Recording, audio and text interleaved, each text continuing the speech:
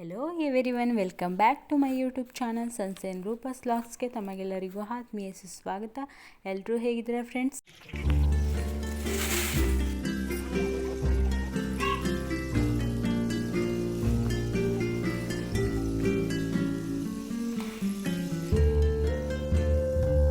ವರಮಹಾಲಕ್ಷ್ಮಿ ಹಬ್ಬ ಮಾರ್ನಿಂಗ್ ಆದರೆ ಬಂದೇ ಬಿಡ್ತು. ಸೊ ನಾವು ಕೂಡ ಗುರುವಾರ ಮಾರ್ನಿಂಗ್ ಲೈಟಾಗಿ ಟಿಫನ್ನೇ ಕೂಡ ತಿಂದು ಮನೆಯೆಲ್ಲ ಕ್ಲೀನ್ ಮಾಡಬೇಕಿತ್ತು. ಸೊ ಮನೆ ಕೂಡ ಕ್ಲೀನ್ ಮಾಡೋಕ್ಕೆ ಸ್ಟಾರ್ಟ್ ಮಾಡಿದ್ವಿ. ಹಾಗೆಯೇ ಬೇಬಿಗೆ ಕೂಡ ಸಿಂಪಲಾಗಿ ಒಂದು ಸೈಕಲ್ ಕೂಡ ಕೊಡಿಸಿದ್ವಿ. ಅವನು ಸೈಕಲ್ ತಗೊಂಡು ಅವನಷ್ಟು ಪಾಡಿಗೆ ಅವನು ಆಟ ಆಡ್ಕೋತಾ ಇದ್ದ. ನಾವು ಕೂಡ ಇನ್ನು ಮಿಕ್ಕಿರೋ ಸಣ್ಣ ಪುಟ್ಟ ಕೆಲಸಗಳು ಕೂಡ ಮಾಡ್ಕೋತಾ ಇದ್ವಿ ಫ್ರೆಂಡ್ಸ್. ನೀವು ಇವಾಗ ನೋಡ್ತಾ ಇರ್ಬೋದು ಅವನು ಹೇಗೆ ಆಟ ಆಡ್ತಾ ಇದ್ದಾನೆ ಅಂತ.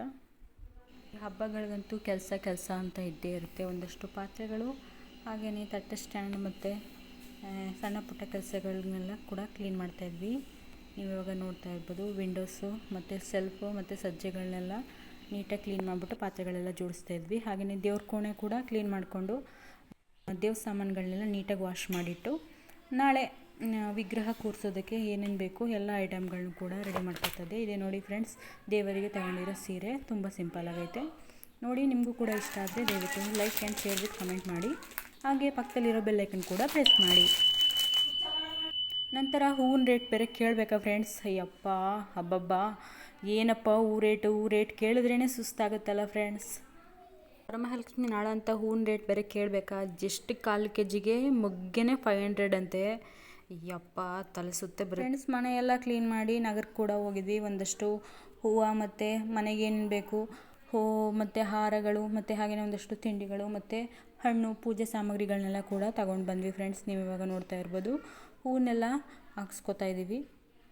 ಇನ್ನು ಹಬ್ಬ ನಾಳೆ ಅಂತ ಹೂವೆಲ್ಲ ತಗೊಂಡು ಹೋಗೋಕ್ಕೆ ಕಾಲಿಡೋಕ್ಕೂ ಜಾಗ ಕೂಡ ಇರೋದಿಲ್ಲ. ಎಲ್ಲೆಂದ್ರೆಲ್ಲೂ ಸಿಕ್ಕಾಪಟ್ಟೆ ರಶ್ಶು. ವರಮಹಾಲಕ್ಷ್ಮಿ ಹಬ್ಬ ನಾಳೆ ನಾಳಿದ್ದು ಅನ್ನೋವಾಗಲೇ ಸಿಕ್ಕಾಪಟ್ಟೆ ಕಳೆ ಕೂಡ ಕಟ್ಟಿರುತ್ತೆ.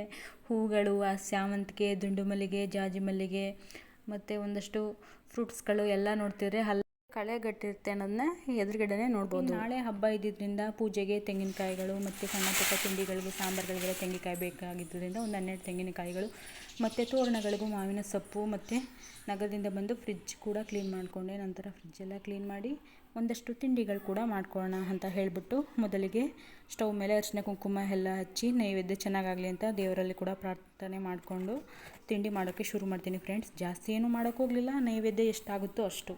ಕಾಯಿ ಹೋಳಿಗೆ ಮತ್ತು ಕಜ್ಜಿಕಾಯಿ, ಚಕ್ಕುಳ್ಳಿ, ರವೆ ಉಂಡೆ ಇಷ್ಟು ತಿಂಡಿಗಳನ್ನ ಕೂಡ ಮಾಡಿದ್ವಿ. ನೈವೇದ್ಯಕ್ಕೆಲ್ಲ ಮಾಡಿರುವಂತಹ ಎಲ್ಲ ತಿಂಡಿಗಳನ್ನು ಕೂಡ ಎತ್ತಿಟ್ಟು ದೇವರ ಕೋಣೆಯಲ್ಲಿ ದೇವಿಯ ಅಲಂಕಾರಕ್ಕೆ ನಾಳೆ ಏನೇನು ಬೇಕು ಎಲ್ಲ ಅಲಂಕಾರಿಕ ವಸ್ತುಗಳನ್ನು ಕೂಡ ಎತ್ತಿಟ್ಟು ಬೇರೆ ಬೇರೆ ಕೆಲಸಗಳನ್ನು ಕೂಡ ಮಾಡ್ಕೊಟ್ವಿ. ಇನ್ನು ವರಮಹಾಲಕ್ಷ್ಮಿ ಹಬ್ಬಕ್ಕೆ ಕೂರಿಸುವ ಕಳಸದ ಒಳಗಡೆ ಏನೇನು ಹಾಕೋಬೇಕು ಅಂತ ತಿಳ್ಕೊಳ್ಳೋಣ ಬನ್ನಿ. ಲವಂಗ ಮತ್ತು ಲವಂಚ ಬೇರು ಇದ್ದರೆ ಹಾಕೊಳ್ಳಿ, ಇಲ್ಲಾಂದರೆ ಪರವಾಗಿಲ್ಲ. ಬೇರೆ ಐಟಮ್ಸ್ಗಳು ಏನು ಇರುತ್ತೆ ನಿಮ್ಮ ಹತ್ರ ಅದನ್ನು ಹಾಕೋಬೋದು. ಯಾಕಂದರೆ ಅದು ಲಕ್ಷ್ಮೀ ಸ್ವರೂಪ. ಮತ್ತು ಬಟ್ಲಡಿಕೆ, ಹಾಗೆಯೇ ಕುಬೇರ ಕಾಯಿನೂ ಇಲ್ಲಾಂದರೆ ಮಾಮೂಲಿ ಕಾಯಿನ ಹಾಕೊಳ್ಳಿ. ಬಟ್ ಬೆಳ್ಳಿ ಕಾಯಿನಿದ್ರೂ ಕೂಡ ಅದನ್ನು ಹಾಕೊಳ್ಳಿ, ಇಲ್ಲಾಂದರೆ ಪರವಾಗಿಲ್ಲ. ಅರಿಶಿನ ಕೊಂಬು ಮತ್ತು ಬಾದಾಮಿ, ಏಲಕ್ಕಿ, ಲವಂಗ, ಕಮಲದ ಹೂವಿನ ಬೀಜ ಮತ್ತು ಲಕ್ಷ್ಮೀ ಕವಡೆಗಳು ಮತ್ತು ಹಾಗೆಯೇ ಗುಲಗಂಜಿ ಇದ್ದರೆ ಗುಲಗಂಜಿ ಹಾಕೊಳ್ಳಿ. ಹಾಗೆಯೇ ಚಿನ್ನದ ಮೂಗುತಿ ಹೂ ಮತ್ತು ಒಂದೊಂದು ಪುಟಾಣಿ ಹೂ ಇಷ್ಟು ಕೂಡ ಹಾಕಿ ಕಳಸಕ್ಕೆ ಬೆಳಗ್ಗೆ ರೆಡಿ ಮಾಡ್ಕೋಬೇಕಾಗುತ್ತೆ. ಸೊ ಫ್ರೆಂಡ್ಸ್ ಆ ಐಟಮ್ಸ್ಗಳನ್ನ ಕೂಡ ಇಟ್ಕೊಂಡಿದ್ದೀನಿ. ಸೊ ಫ್ರೆಂಡ್ಸ್ ಈ ರೀತಿ ಮಾಡ್ಕೋಬೇಕಾಗುತ್ತೆ.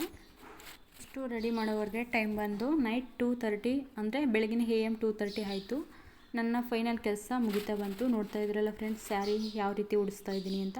ಇನ್ನು ನಮ್ಮ ಮನೆಯ ವರಮಹಾಲಕ್ಷ್ಮಿ ಹಬ್ಬದ ಸ್ಯಾರಿ ಲುಕ್ ಈ ಥರ ಬಂದಿದೆ. ನಿಮ್ಮೆಲ್ಲರಿಗೂ ಸ್ವಲ್ಪನಾದರೂ ಇಷ್ಟ ಆಗಿದೆ ದಯವಿಟ್ಟು ಮೈ ಚಾನಲ್ನ ಸಬ್ಸ್ಕ್ರೈಬ್ ಮಾಡ್ಕೊಳ್ಳಿ.